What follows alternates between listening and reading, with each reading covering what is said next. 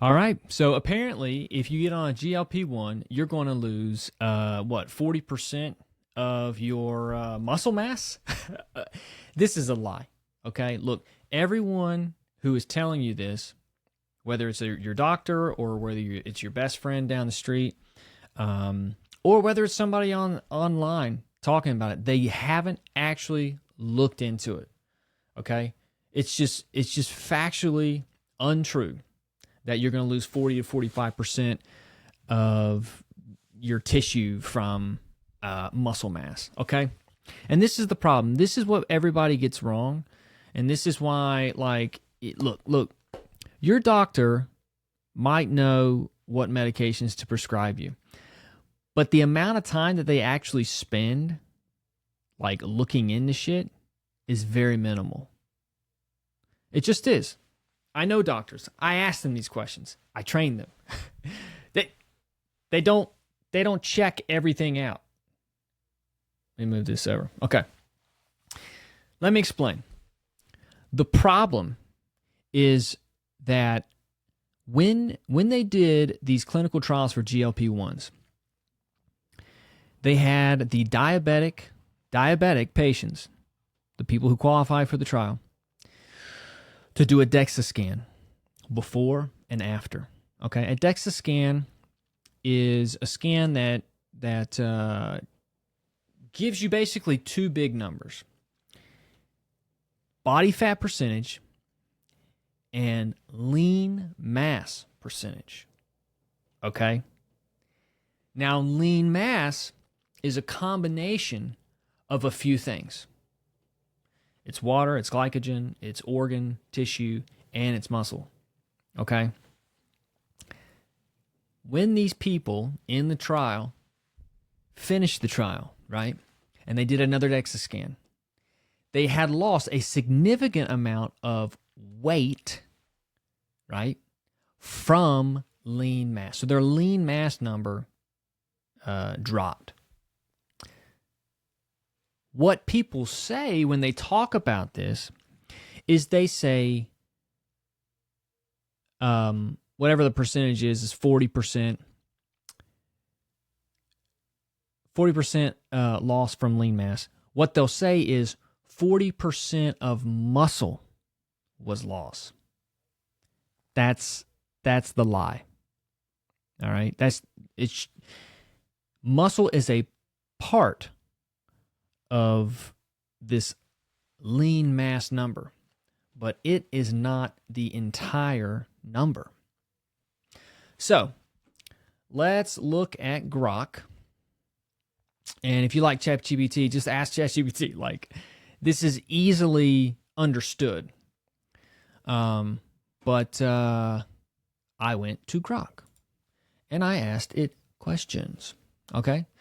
So what I asked it was, when it comes to Retatrutide and the idea that you can lose muscle mass while on it, where does that come from?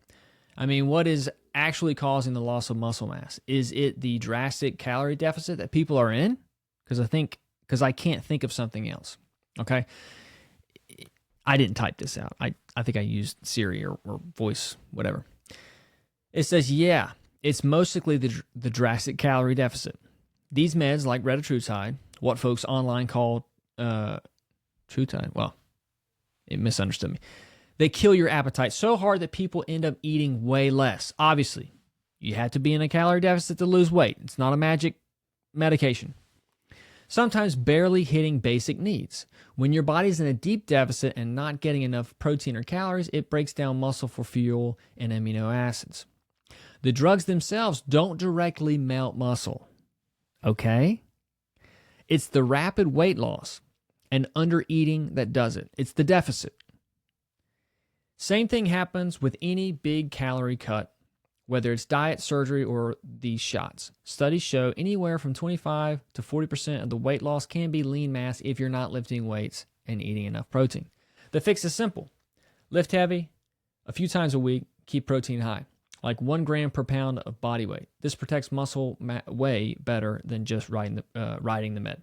Okay, yeah, but based on what doctors say when it comes to fasting, how long do you have to be in a complete fast for the body to actually go into a state of burning?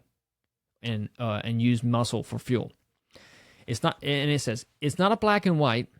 It's not as black and white as most doctors make it sound. Muscle protein breakdown for gluconeogenesis, turning amino acids into glucose, actually starts ramping up around 18 and 24 hours once glycogen runs low, but the amount is pretty small at first. Your body prefers fat and tries to spare muscle. Significant, noticeable muscle loss usually doesn't kick in until 48 to 72 hours into a complete water fast. And even then, lifting weights and having decent protein stores beforehand helps a lot. Bottom line, a day or two isn't wrecking your gains.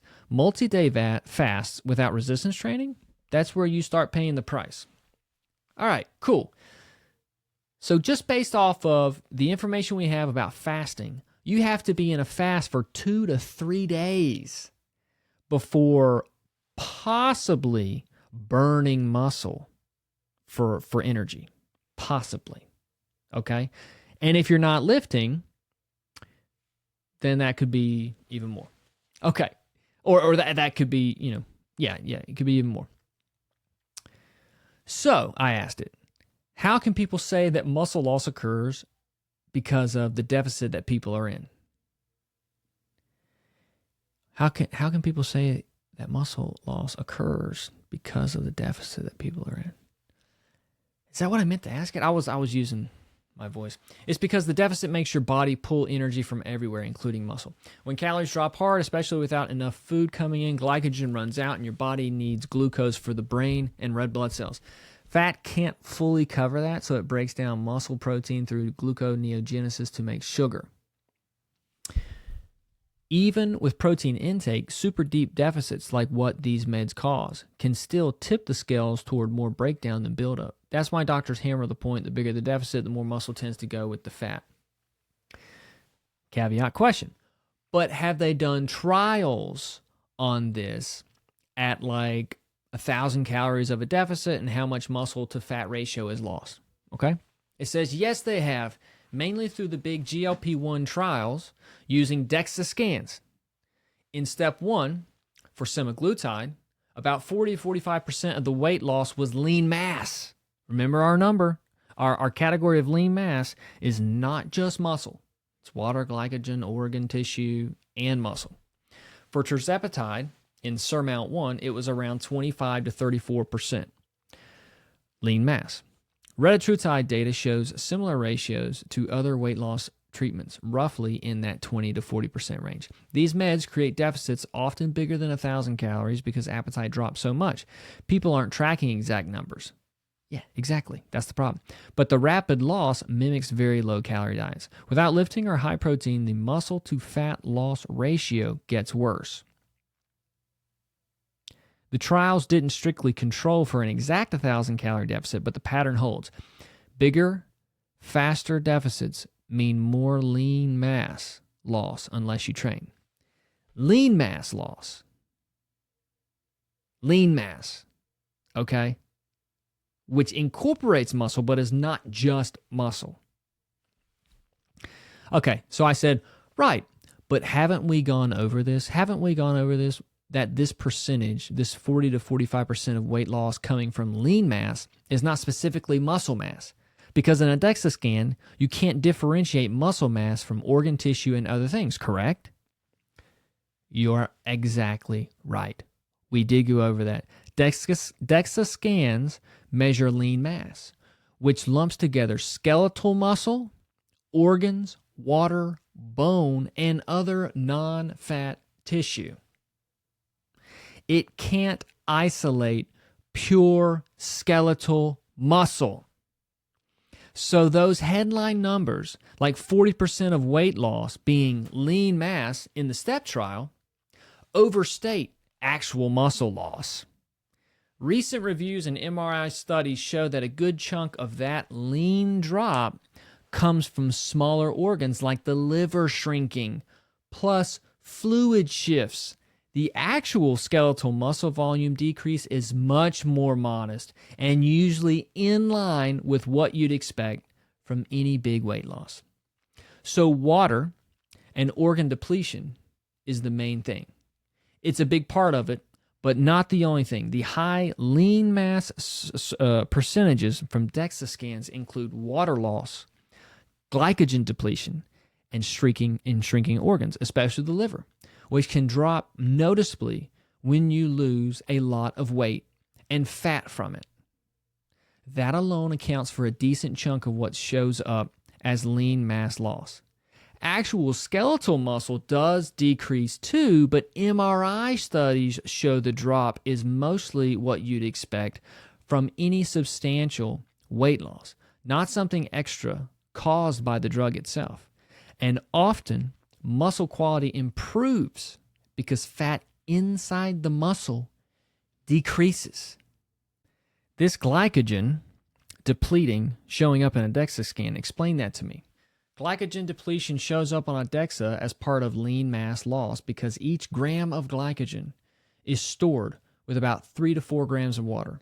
When you drop calories hard or cut carbs, your body burns through those glycogen stores and all that bound water gets released and lost. So you're literally losing several pounds of water weight that DEXA reads as lean tissue dropping, even though it's not muscle. That's why a lot of the early lean mass loss on these meds is just water and glycogen, not actual muscle being broken down. Okay? So I said right. So this 40 to 45% of lean mass should not be marketed as muscle loss completely, or even as a majority percentage of what contains the lean mass, right?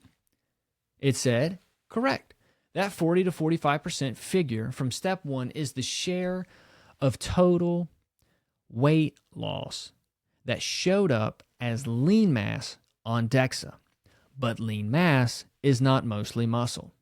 It bundles skeletal muscle with organs, bone, water, and glycogen.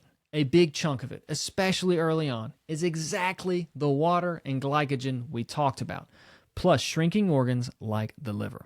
So no, it shouldn't be marketed or talked about as straight up muscle loss. The actual drop in skeletal muscle is way smaller and usually tracks with whatever you'd expect from that much weight loss. The headline number inflates the concerns. Okay, so look, it's so hard to explain this to people because they'll get those numbers from their doctor, and they will not second guess their doctor. People are religiously devout to the doctors and their scientists. Obviously, we've witnessed this. The past 6 years, we've witnessed it. But especially with the older generation, they cannot accept that they're catching something that their doctor's not catching. Look, a doctor barely spends any time going through nutrition in med school. A doctor barely spends any time keeping up with new information. A doctor barely can even read back the study and make sense of it. When doctors are saying 40 to 45%, whatever the number is, of lean mass loss is muscle mass, they clearly have not spent any time looking into it. Because if they did just for a moment, they would realize that they're wrong. And that muscle mass is part of lean mass, but not the main thing. So anyways, if you're worried about getting on GLP-1, you're going to lose muscle, and losing muscle is bad for your health, and you're not going to be able to burn enough calories because muscle burns calories more than fat. Don't worry about it. Don't worry about it. Don't be fear-mongered into not losing body fat, especially when you're extremely overweight. Don't let that shit get to you. They're not looking at it properly. They're not reading the study properly. Low doses is what everybody who has a brain in this field, in this universe of GLP-1s is doing and finding the results from. And you got to think about it, like these clinical trials have you titrating up to super high levels, 10 milligrams, 12 milligrams a week. And as if the medication is just melting fat off of your body. No. All the medication is doing is eliminating your hunger and making you feel more satiated so that you eat less food and you're in a calorie deficit so that your body can burn off extra energy, which is what fat is. Thus, you lose body fat. Thus, your weight on the scale goes down. Simple. I got to start a community because I train too many people on GLP1s, and there's a lot of people out there getting on GLP1s and not having proper guidance on how to train, how to live, how to program properly for the journey on a GLP1, and where to find it cheaper and from a legitimate source. So I'm going to start a community. It's going to be training. It's going to be nutrition. It's going to be easy ways to track food and prepare your food. So that's got to start. So I'll start it soon, and we'll build that community together.